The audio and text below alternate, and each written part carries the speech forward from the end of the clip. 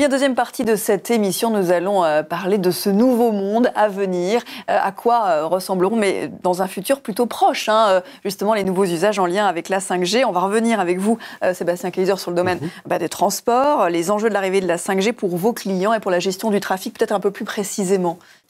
Je vais en prendre deux qui sont très opposés l'un de l'autre, néanmoins tout aussi intéressants. On en teste un à Rennes et qui n'est possible qu'avec un débit et une latence très faible, qui va être un agent conversationnel pour les clients, de la vidéo de très bonne qualité, interactive, enfin c'est un échange vidéo avec un agent de vente, qui vous permet au sein de cette application d'avoir des informations sur vos billets, si vous voulez échanger, si vous voulez réserver, le tout en temps réel, et qui en plus fait de la traduction simultanée multilingue. Donc il faut penser ce service aussi à destination de toutes les personnes, touristes ou non, qui ont besoin d'avoir ces effets de traduction. Et ça, c'est quelque chose qui aujourd'hui est impossible en 4G, pour des raisons de confort d'usage, de latence, c'est voir un film complètement saccadé. Et donc ça, c'est possible en 5G, et je pense que ça peut vraiment apporter un bénéfice en termes de service à nos clients. L'exemple diamétralement opposé, mais tout aussi intéressant, c'est la capacité à récupérer des données techniques venant des trains. Lorsque un train arrive, il est bardé de capteurs. Un TGV, ça doit être au moins 2000-2500 capteurs, et donc c'est des quantités phénoménales de données qui s'accumulent à mesure qu'il roule. Et aujourd'hui, la récupération de ces données du train, leur analyse et leur préparation pour la maintenance nécessite des temps qui sont relativement élevés et qui font que lorsque le train arrive dans un centre de maintenance, on commence déjà par faire de la recherche de panne avant de faire de la réparation. Donc là, on pourrait prévoir un peu plus. Exactement. L'idée, c'est le train arrive dans une gare, on récupère instantanément toutes les données qui sont disponibles, de sorte à ce que la chaîne de maintenance, elle soit plus à se dire mais qu'est-ce qui se passe, mais déjà à dire prête, quoi. On va se préparer à réparer et donc réduire les temps d'immobilisation, donc améliorer le service et donc la ponctualité du service pour nos clients. Alors si on élargit à toute la mobilité au-delà du ferroviaire, dans les airs, sur la route, sur la mer, qu'est-ce que ça pourrait changer ? Première chose, c'est la dynamique qu'elle va changer dans le sens où on va avoir besoin de développer ces logiques d'écosystème. Aujourd'hui, on a tendance à travailler de manière assez silotée, de façon peut-être un peu conservatrice. On aime bien faire ce qu'on sait faire déjà, etc. Avec l'arrivée de ces nouvelles technologies, il y a des promesses technologiques, certes, mais il y a aussi des promesses de modèles d'opération, de modèles économiques qu'on ne connaît pas et qu'il faut définir. À ce jour, quel que soit l'opérateur et quel que soit le pays, ça c'est pas propre à Orange, c'est dans le monde entier. Aujourd'hui, il n'y a pas de modèle économique de service clairement établi autour de la 5G pour les industriels. Il nous faut industriels et opérateurs travailler ensemble pour définir ces modèles et en comprendre les limites. Et à partir de là, de voir sous quel délai et de quelle façon on peut inclure ces évolutions dans les services qu'on va apporter. Alors justement, est-ce que l'industrie, on le voit, elle n'est pas complètement prête, vous le dites, à faire face à ces bouleversements. Qu'en pensez-vous, vous, de votre côté, sur justement ces bouleversements à venir en lien avec la 5G ? On en a déjà un peu parlé. Et surtout, votre regard sur l'industrie en Europe. Est-ce qu'elle est prête à affronter tous ces bouleversements ? Je pense qu'on est à un moment historique en ce moment d'une possible, il ne faut pas la rater, une possible réindustrialisation du continent. Je ne vais pas parler que de la 5G, mais il y a un certain nombre de phénomènes qui se passent. Il y a un rattrapage des salaires. On voit déjà les salaires en Chine qui se rapprochent de ceux de l'Europe de l'Est. On voit également les technologies dites Industrie 4.0 qui permettent d'automatiser et de digitaliser tout en respectant l'environnement, qui ont une traction très très forte. Donc le modèle périmé qu'on va faire à l'autre bout du monde, un modèle unique, avec des très grosses quantités, et on rapatrie tout ça avec une grosse empreinte carbone en Europe, ce modèle-là est périmé. Intéressant d'ailleurs, ceux qui ont révolutionné, un des premiers à révolutionner l'approche, c'est Zara, qui a dit, moi, 2 modes par an, c'est pas suffisant, je vais sortir de nouveaux modèles tous les 4 à 6 semaines. Si vous voulez faire ça, il faut forcément produire près du consommateur. Proche du consommateur. Et donc ils ont pris des parts de marché considérables en changeant les règles du jeu. Et c'est ce qu'on voit dans l'industrie de manière générale, où aujourd'hui les gens ne veulent pas acheter un produit, ils veulent acheter leur produit, donc il y a de la personnalisation. Donc ça veut dire qu'il faut pouvoir produire de manière compétitive. Quel est le lien compétitive. entre la 5G? J'y arrive. Il faut pouvoir dire de manière compétitive en Europe, tout en respectant effectivement l'environnement, donc produire local. Et pour ça, c'est cette révolution qui doit nous amener notamment la digitalisation d'un côté, l'automatisation de l'autre. C'est là où on arrive à la 5G. C'est que quand vous voulez faire ça, et que vous voulez être à la fois du suivi temps réel, et puis avec des temps de latence très rapides, beaucoup de communication machine-machine, machine-to-machine en bon anglais, eh bien c'est une technologie tout à fait, qui a tout à fait sa place. Olivier parlait tout à l'heure de millions d'objets connectés. Toutes les technologies qui existent aujourd'hui, dès que vous massifiez, en fait, elles atteignent leurs limites.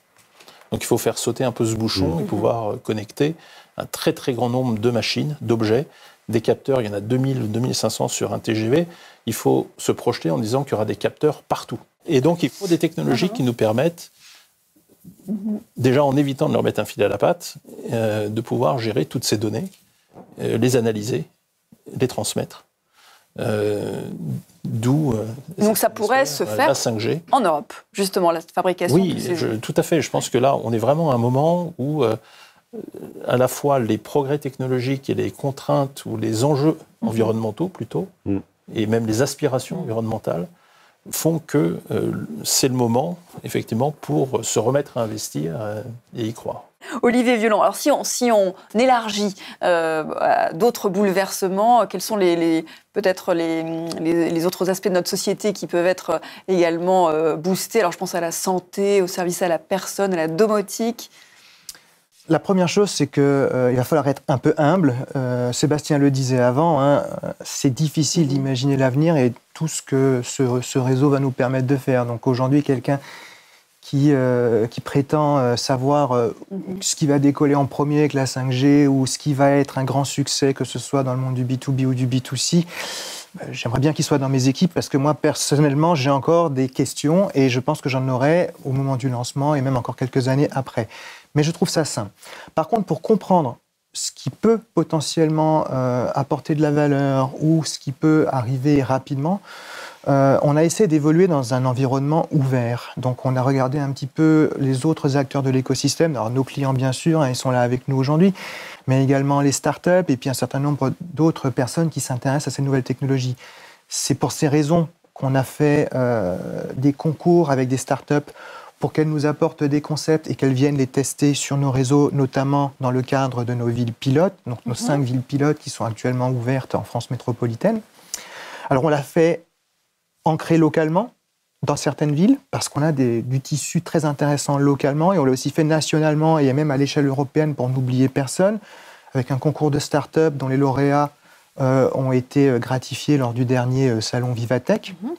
On a essayé d'emmener le monde étudiant avec nous. On a fait des concours qui sont actuellement en cours pour que les étudiants en école de commerce, en école d'ingénieur et en école de design puissent imaginer le monde de demain et avec la 5G au milieu de ce monde de demain. Et puis pour des projets qu'on a pu identifier parmi des gens qui travaillent déjà avec nous ou des gens qui sont venus nous rencontrer, il y a un certain nombre de projets qui utiliseront la 5G qui sont accélérés aujourd'hui dans des structures d'accélération comme Orange Fab. Donc ça, c'est important parce que l'écosystème de la 5G, Orange va essayer de l'animer un peu pour en faire un succès, mais c'est vraiment un écosystème qui fera ce succès ou qui fera qu'on aura un succès moindre. Bien sûr, j'aurais pu parler d'industrie et puis parler de mobilité, mais les spécialistes sont autour de nous. Alors si je devais encore citer un cas où je pense qu'on va voir très très rapidement l'application de la 5G, je voudrais parler des villes intelligentes. Parce qu'on a parlé de 2500 capteurs dans un TGV, j'ai appris. On a parlé d'énormément de capteurs dans les usines, dans les villes intelligentes, dans les gares, dans les aéroports, dans les ports, dans les plateformes logistiques, dans tous ces lieux où il y aura des femmes, des hommes, des objets, tous connectés d'une manière ou d'une autre, tous en forte demande de services, on va partout avoir ce besoin pour améliorer l'utilisation de ces lieux. Pour les villes, on les souhaite plus agréables, plus attractives pour les touristes, on les souhaite remplies de services, on les souhaite éco-efficientes. Et finalement, travailler sur l'arrivée de la 5G dans les villes intelligentes, c'est pas apporter un réseau. C'est s'inscrire dans le projet d'un client ou d'une collectivité qui a des ambitions et puis voir comment est-ce que ce réseau peut se mettre au service de cette ambition. Voilà, donc booster les applications aujourd'hui, mais en inventer d'autres, complètement. C'est surtout comprendre le besoin, comprendre ce que nos clients, les entreprises, les collectivités ont comme soucis sur la table, problématiques à résoudre, et de voir comment la digitalisation peut potentiellement y répondre. Et puis si la 5G est un des outils pour y parvenir, c'est parfait. Si c'est un autre réseau et une autre technologie, ce sera parfait également. Vous voulez rajouter un point? Non, mais c'est un point qui est très important. On parlait tout à l'heure de potentielle réindustrialisation. Là, on parle du tissu économique ou de bassin de vie locaux. Il y a un point qui est très important, et SNCF, dans son rôle, de sa dimension d'aménageur du territoire, le pense régulièrement, c'est la réduction de la fracture numérique, de la fracture sociale et de la fracture numérique en particulier, qui est liée d'abord à un maillage territorial qui est imparfait, notamment au niveau de la connectivité. Or, de l'autre côté, on dit la 5G va apporter un bénéfice aux industries. Les industries ne sont pas à Paris intramuros. Donc, si on veut commencer à faire du développement de la compétitivité industrielle française, elle va se faire dans les territoires. Et elle va se faire avec de la connectivité. Et pas de la connectivité datée, mais la nouvelle. Donc on crée cette dynamique. Développement d'attractivité des territoires. Exactement. Et ce côté ouvert, ce côté avec l'éducation, avec les PME, pas que les startups, mais vraiment le tissu local, est vraiment déterminant dans la réussite demain de cette appropriation de nouvelles performances. Le territoire sera couvert par la 5G. Non, mais... Alors, comment vous dire? Bien évidemment qu'un opérateur comme Orange va investir, et notamment investir dans la couverture du territoire. Et puis, les gens qui sont autour de ce plateau le savent bien aussi, il y a des endroits où on va parler de co-investissement, parce que couvrir une usine, un centre de production, un campus, c'est pas la même chose que couvrir un territoire. Et donc, pour aller vers l'indoor, pour aller vers des performances accrues, pour aller vers ce fameux slicing dont on a parlé avant, comme ça a pu être fait sur la 4G, il va y avoir des projets ensemble pour pouvoir répondre à ces exigences qui sont très très fortes en termes de couverture, mais également en termes de performance. Un sujet que vous avez déjà évoqué tout à l'heure, la voiture connectée. Alors justement, une illustration très concrète des applications potentiellement révolutionnaires de la 5G avec cette voiture connectée. Des premières expérimentations concluantes sont actuellement en cours. Regardez. Incroyable cet endroit, Arnaud. On a l'impression d'être comme ça, en plein cœur d'une mini-ville. On est où exactement ici? Nous sommes sur les pistes d'essai du Tecmo, au centre du circuit mythique de l'INAS Montlhéry. C'est ici que nous faisons nos tests pour les véhicules connectés et les voitures autonomes, avec des partenaires comme Lutaxeram et Ericsson. Quel est l'enjeu de la connectivité pour les voitures de demain? C'est de connecter les usagers de la ville avec les objets, les voitures, les piétons, les cyclistes, mais également le mobilier urbain. Est-ce qu'on peut dire que la 4G et la 5G, c'est vraiment un atout pour ces voitures? Oui, parce que les véhicules font partie d'un écosystème plus large de transport intelligent qui fédère l'industrie automobile, les réseaux télécoms et les villes. Et nous testons chez Orange l'ensemble des cas d'usage à partir de l'évolution de la 4G et d'introduction de la 5G. Ici au Tecmo, quels sont les cas d'usage qu'on peut voir? Là, on voit sur cette carte haute définition notre localisation précise. Donc ça permet de voir un piéton. Ça permet également d'avoir pour un véhicule d'urgence sa localisation et donc de le laisser passer. Une ambulance par exemple? Une ambulance. Et puis aussi un véhicule qui serait arrêté sur le bord de la route et donc de prévenir des accidents. La connectivité apporte un temps de réaction court, une localisation précise. Donc c'est l'ensemble de ces ingrédients-là qui vont fluidifier le trafic routier et le rendre plus sûr. Quelle est la prochaine étape pour Orange? Alors après les tests au Tecmo, nous passons grandeur nature entre la France, l'Allemagne et le Luxembourg sur une centaine de kilomètres d'autoroute grâce à un projet européen. Bon, plein d'ambition. Merci pour ces explications, Arnaud. Et la Croix électronique, c'était également présent sur le circuit. Tout à fait. Merci d'avoir montré ce petit film où nous sommes présents avec ce qu'on appelle des unités de bord de route qui permettent de faire les connexions véhicule à infrastructure. Le véhicule autonome est basé sur des connexions véhicule à véhicule et véhicule à infrastructure.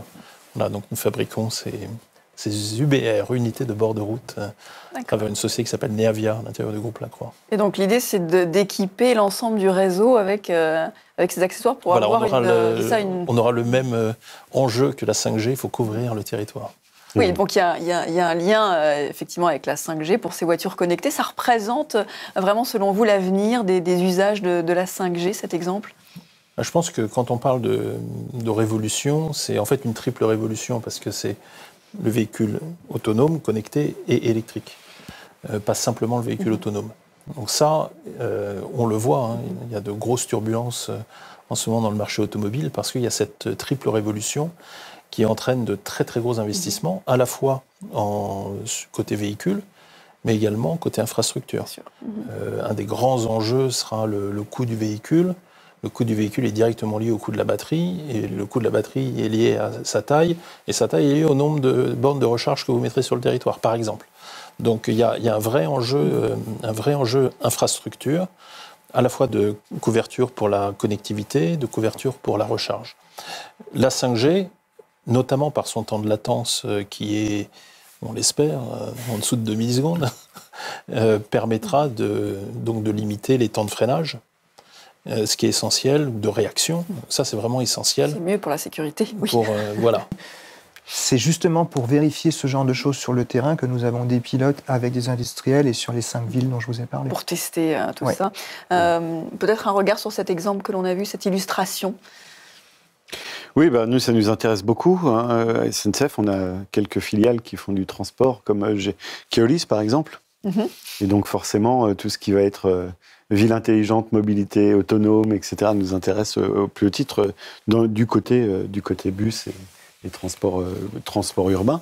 Et puis, on travaille effectivement sur les sujets de train autonome aussi, par ailleurs, où là, on est plutôt à penser la connectivité comme étant une boucle de rattrapage de l'autonomie du train dans son environnement, ce qui est un petit peu différent dans l'approche.